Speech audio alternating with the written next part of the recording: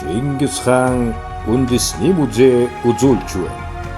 Чингис хаан үндэсний музейн боловсрол олон нийтийн харилцаа маркетингийн хэлтсээс сар бүр музей мэдээллийг бэлтгэн өргөхээр боллоо.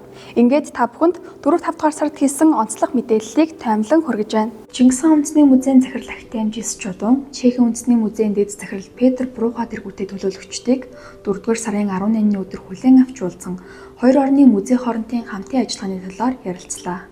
Алтай даамсан доктортой байдлын арай хэлэлцээ 2-р чуулга уулзалтад оролцсон Нэгдсэн үндэсний байгууллагын 8 дахь ерөнхий нарийн бичгийн дарга Бан Ки Мун, Унгар улсын үндэсний ассамблеийн дэд даргалт Ижаад Чандр болон 11 улсын 300 гаруй зочид төлөөлөгчид энэ оны 4-р сарын 23-ны өдөр Чингис хаан үндэсний музейд зочлсон байна.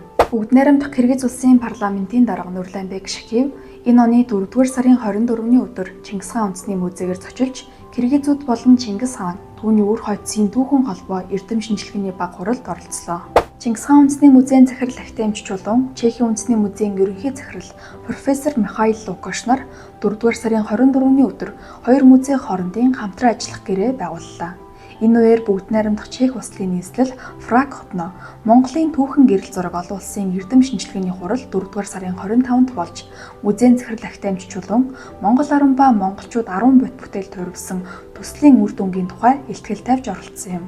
Чингис хаан үндэсний музей нийслэлийн аялал жуулчлалын газартай хамтран Чингис хаан үндэсний музейд тайлбар хийхээр олгох ээлжид сургалтаа энэ оны 4-р сард хийж тайлбар хийх албан ёсны эрх бүхийн үнэмлэх гэрчлэгээгээ сургалтад хамрагдсан хөтөч тайлбарлагч нартай гардуулан өглөө.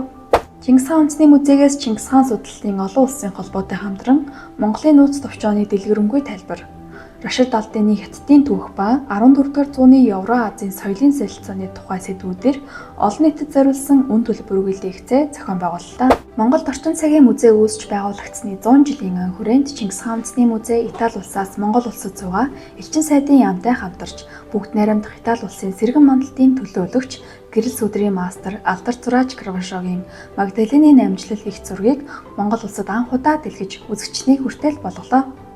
Монгол улсад орчин цагийн музей үүсгэн байгуулагдсан энэхүү 100 жилийн ойг тэмдэглэн өнгөрүүлэх хүрээнд Монголын музей 100 жил эрдэм шинжилгээний хурлыг зохион байгууллаа. Чингис хаан үндэсний музей 13-аас 14-р зууны язгууртан эмэгтэйн хос галт шумуун дүрслэлтэй алтан эмээл хөрөл тойл мөнгөн сав суулгах зэрэг олдуроор энэ оны 5-р сард сан хөмргөө баяжууллаа.